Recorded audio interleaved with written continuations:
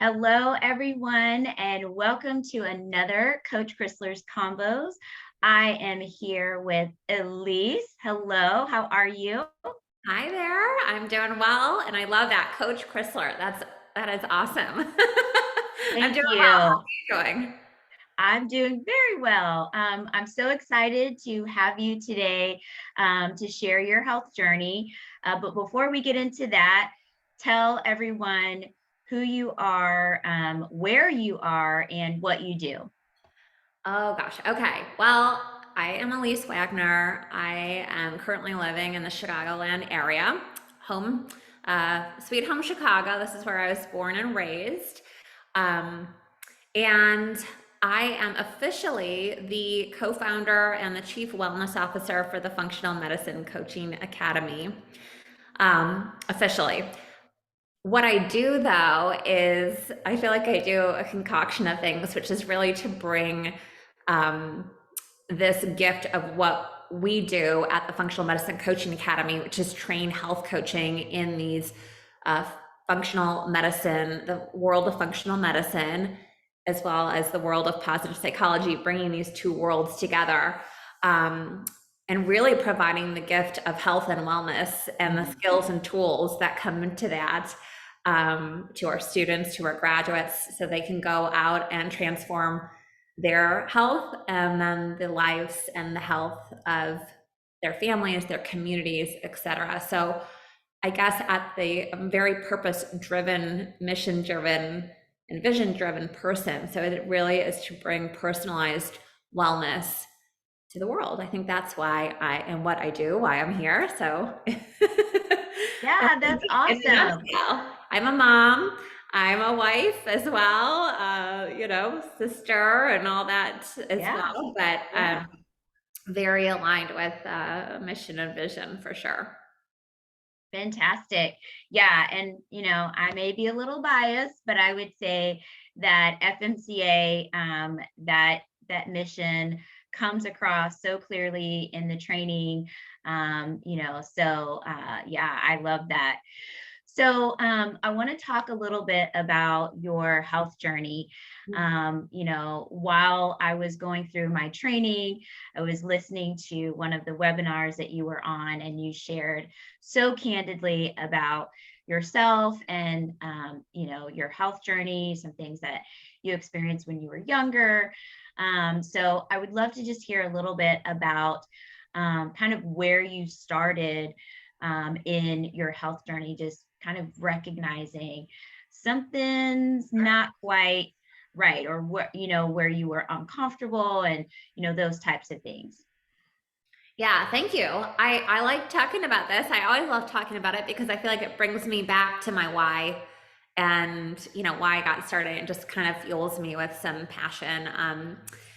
So my health journey, I think we're all on a health journey. It's never ending, right? We Right. never get to this end state of perfection, and we're always learning and growing.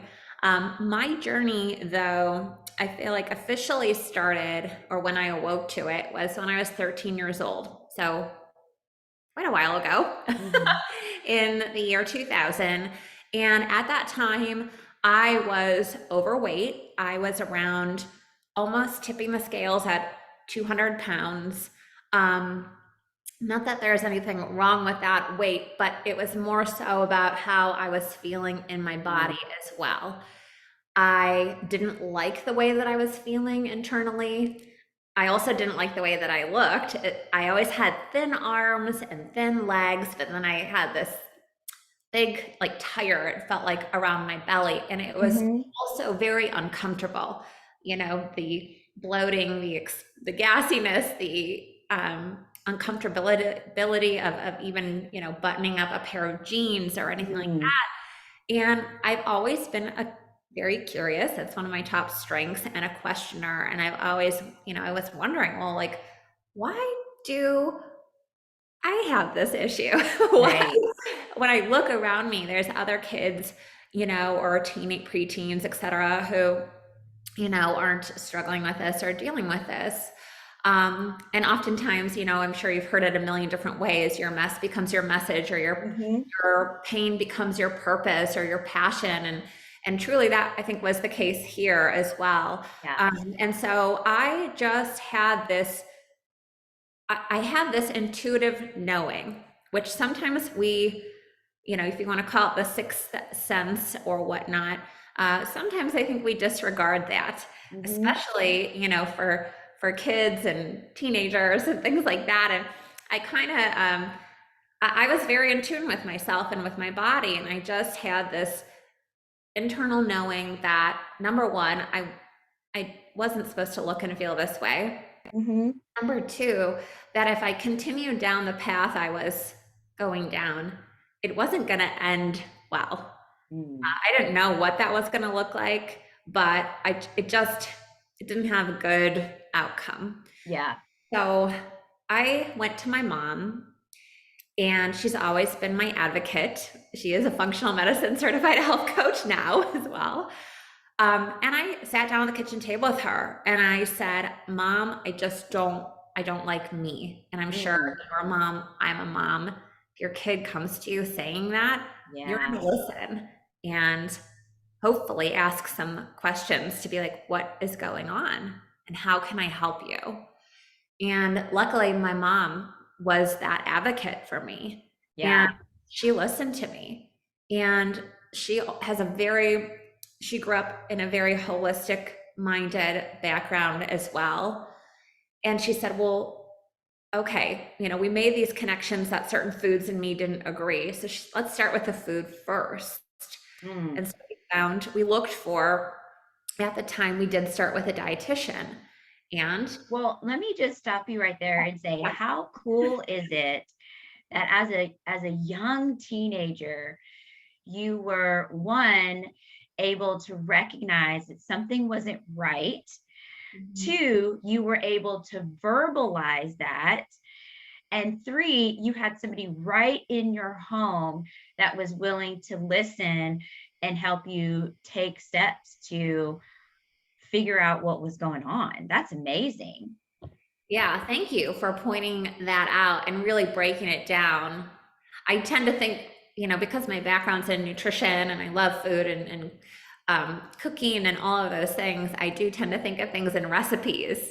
And I think about, wow, those are like these are the ingredients that Mm-hmm. parents can start to even cultivate with their children Yep. to create a really safe, non-judgmental space. It might take a lot of bravery and courage for a child to speak up and use their voice. Mm-hmm. You know? Absolutely. Absolutely. So So tell me now, once you started meeting with the dietitian, what was that like? What happened then?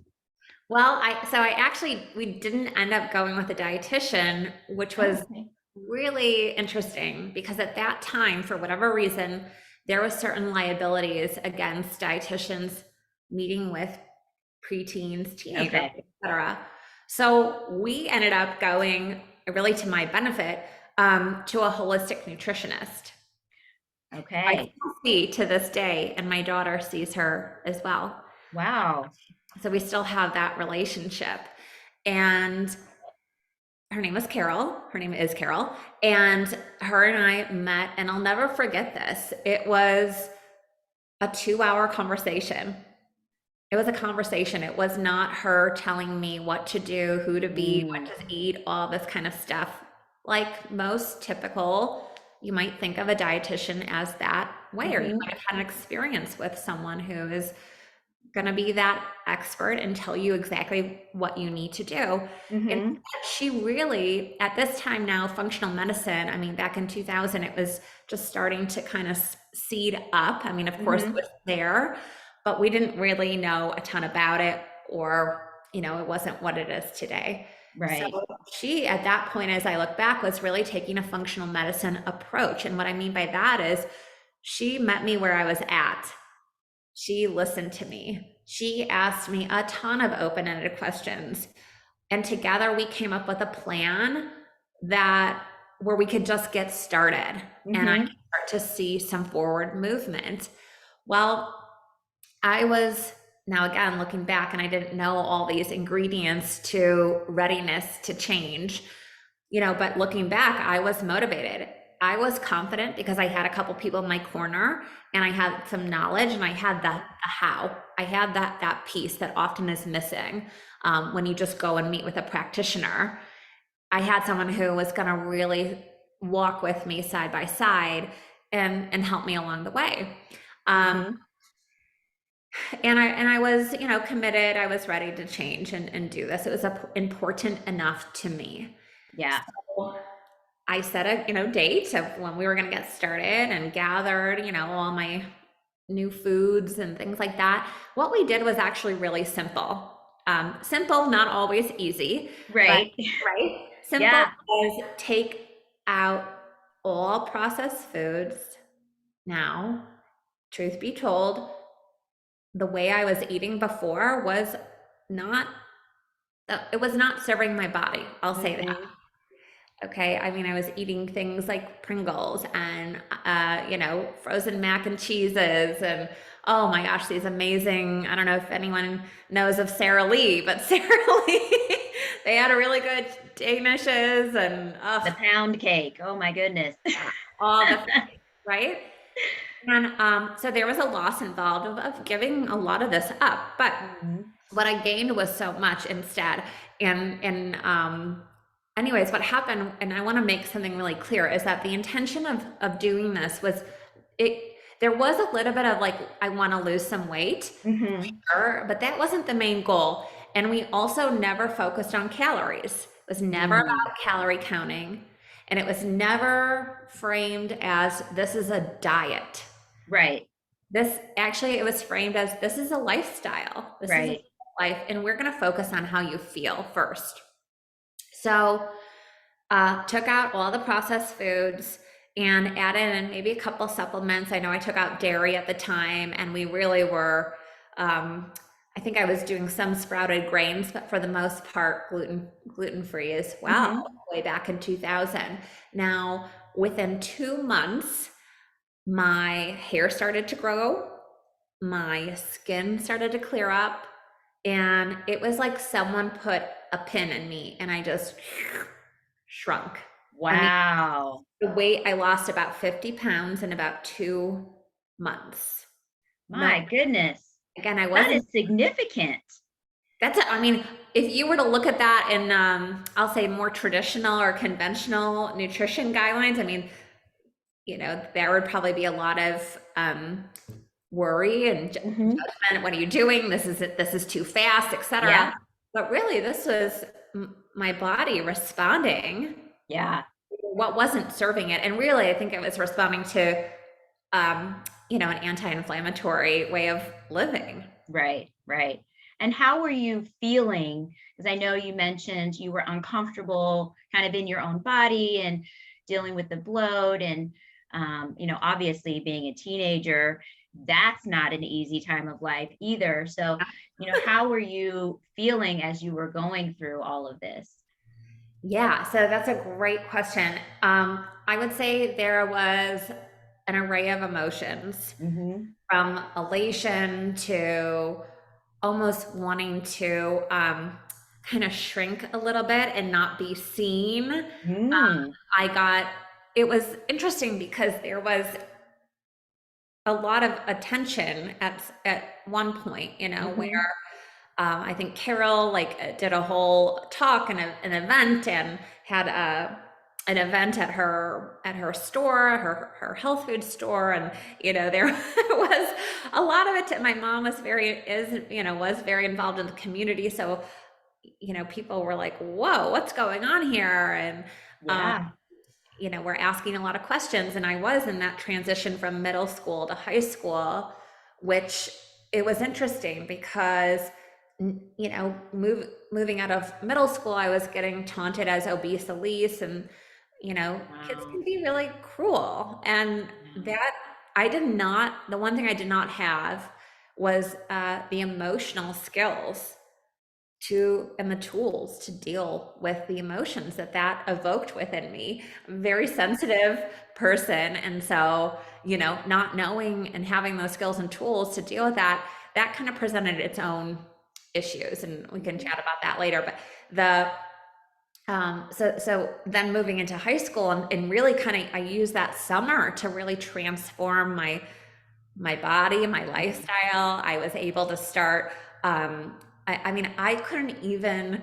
I would get so embarrassed in gym class at school because I couldn't even run around like the gym without getting a super red face and Mhm. totally out of breath.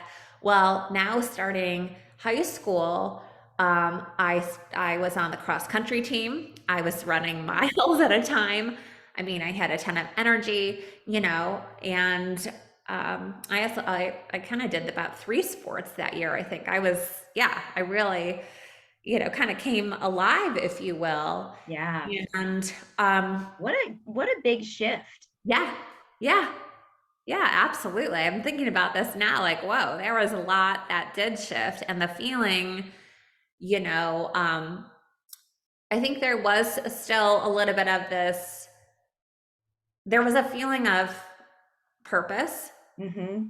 the fact that I made this connection and this aha moment of food is medicine, and this is what I have to do for the rest of my life. I have to share this message with the world. Who is going to Yeah. listen to me at 13 years old, though, right? So that really actually tethered me to my purpose, and it was a significant, meaningful event in my life that really set the trajectory Mm.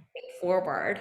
Um, but there was still at the time I was still very focused on the food element piece.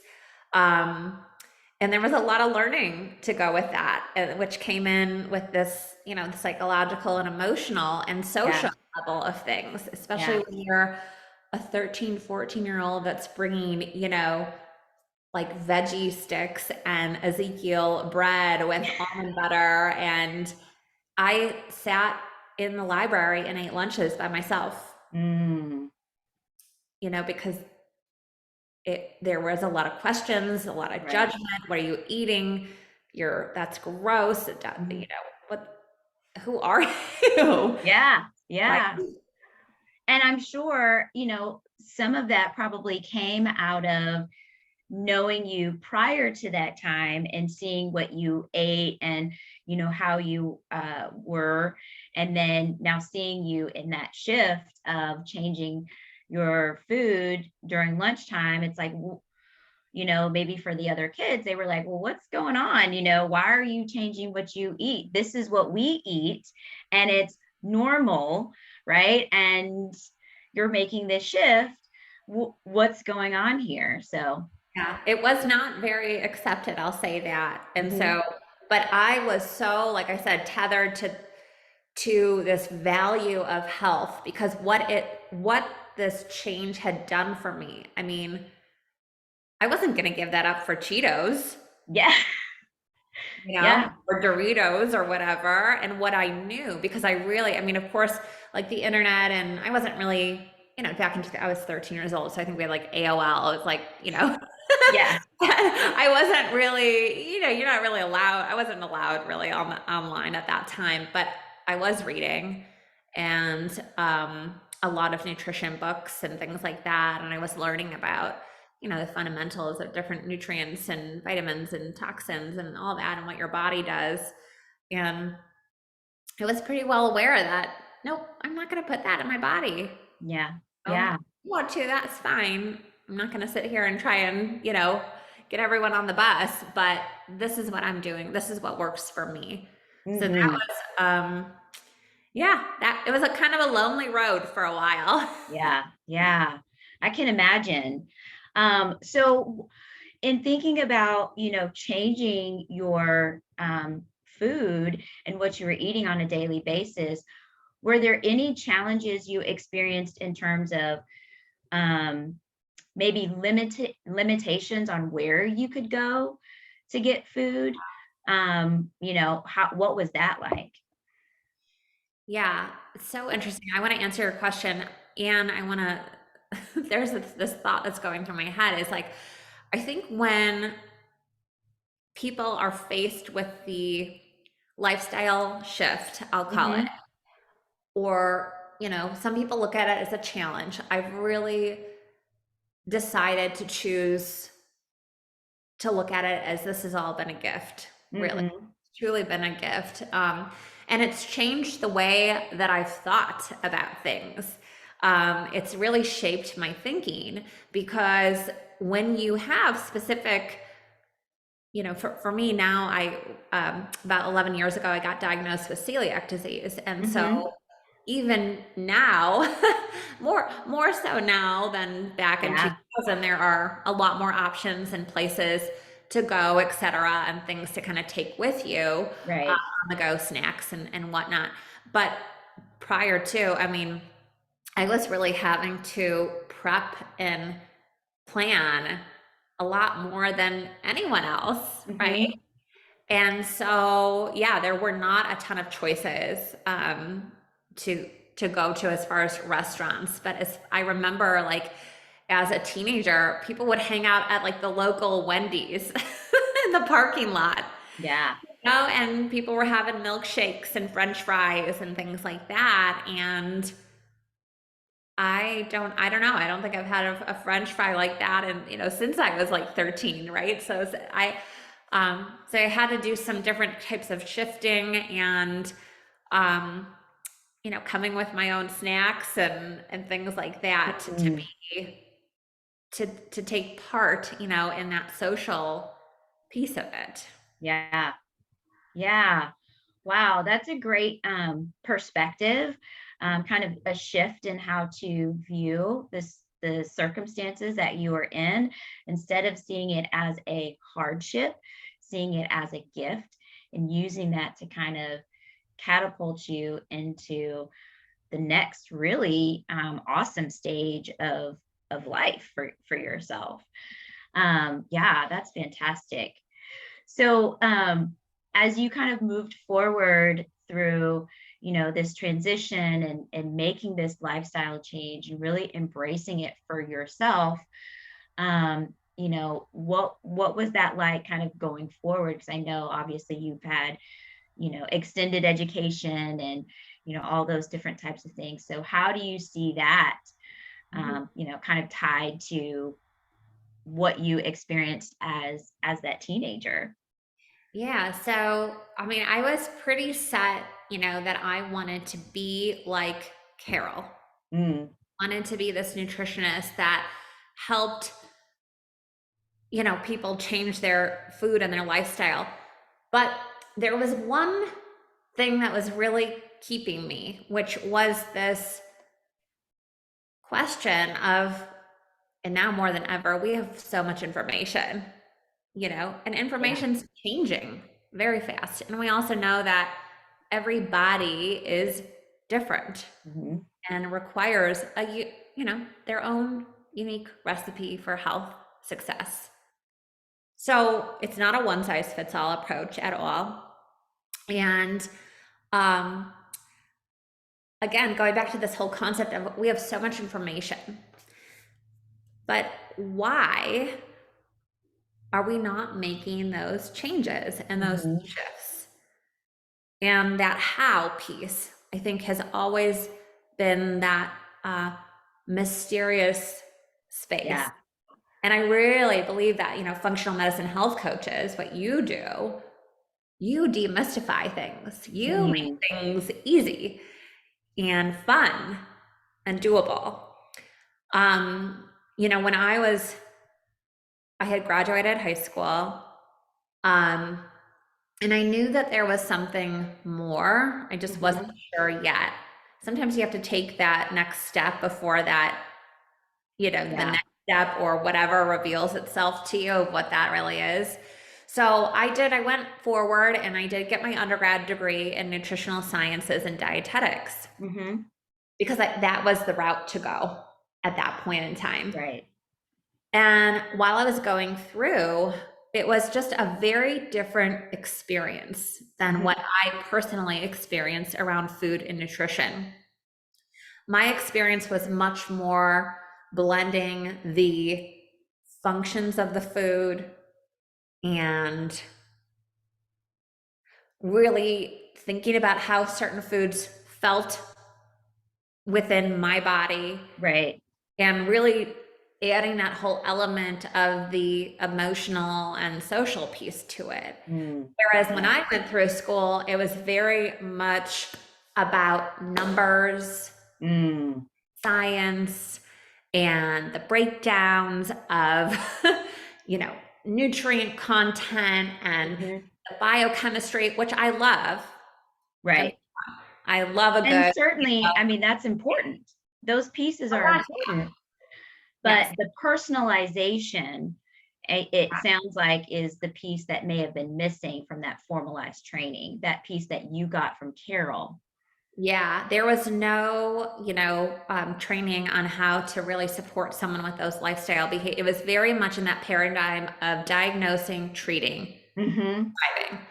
And it just wasn't about that. I kept my mouth shut and I kept my head down and I studied and I, graduated. Um, and not top of my class by any means, I'll tell you that. C's get degrees too. But what I will say is that I don't think my professors liked me very much because I questioned them and I Mhm. questioned their authority. And I said, I would ask questions. Well, for example, we were talking about like the nutrient density of an orange. Well, my questions to them were, well, where was this orange grown? How long was this orange sitting on a truck or a supermarket Mm.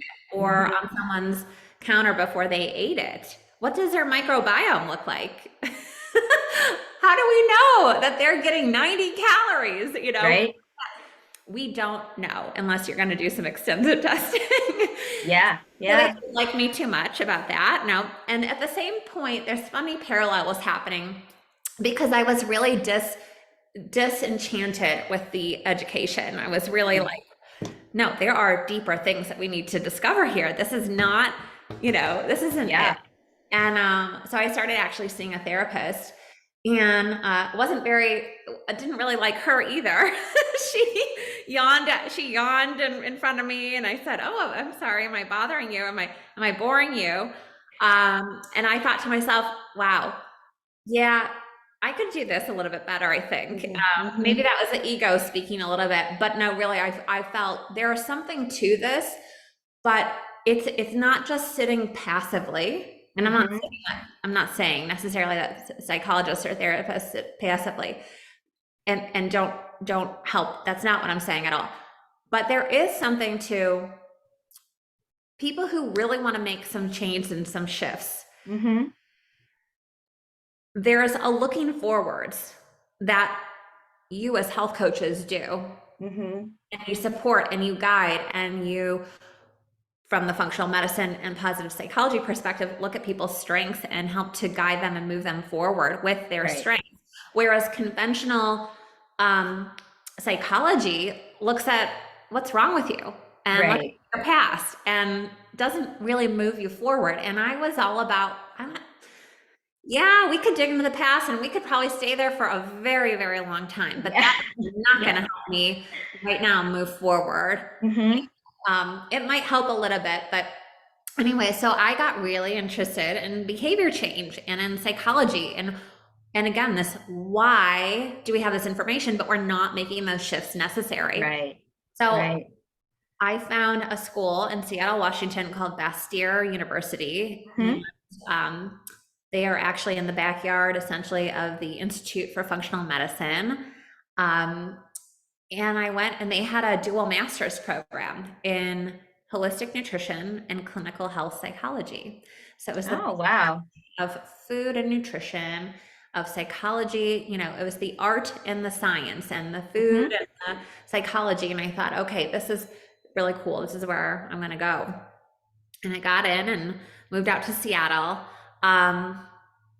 And so and that's where, I studied. And it was about my second year of grad school that I got really sick and no one could figure out what was going on with me. I went to probably 10 or 11 different providers. Mhm.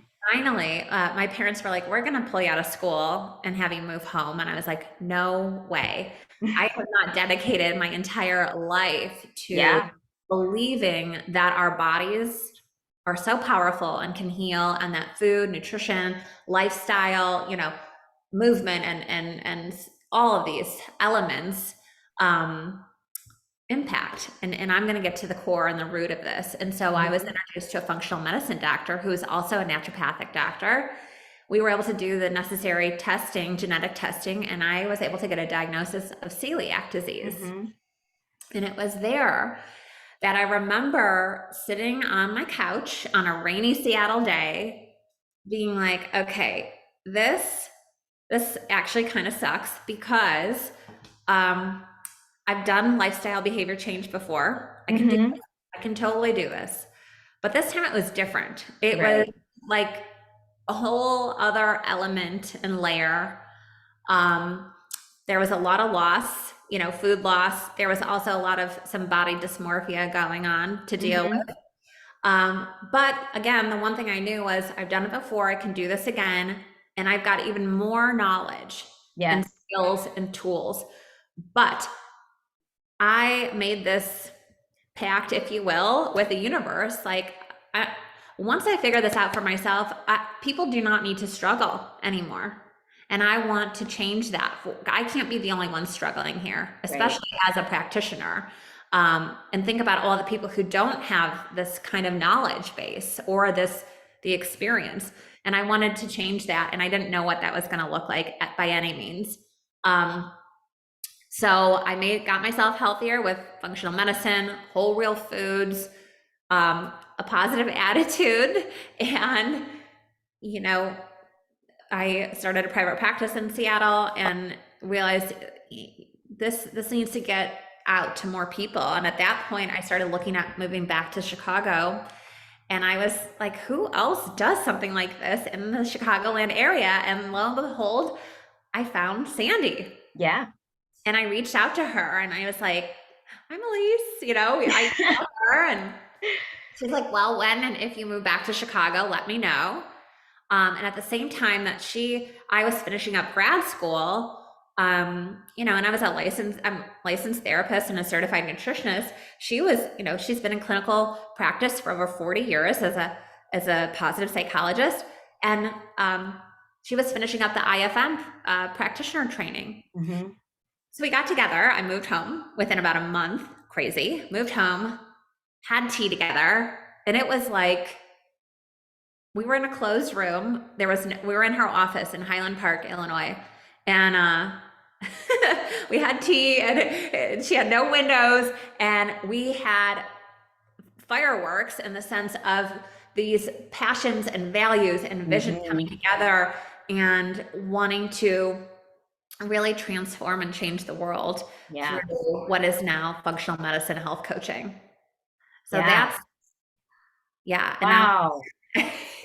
What an incredible story that takes you from this frustrated, uncomfortable, unhealthy teenager to a thriving practitioner who is helping to change the world through health coaching, functional medicine, positive psychology. Like, that's just it's amazing how we start in this place that seems so kind of lowly and humble and just seems so even maybe just ordinary and basic.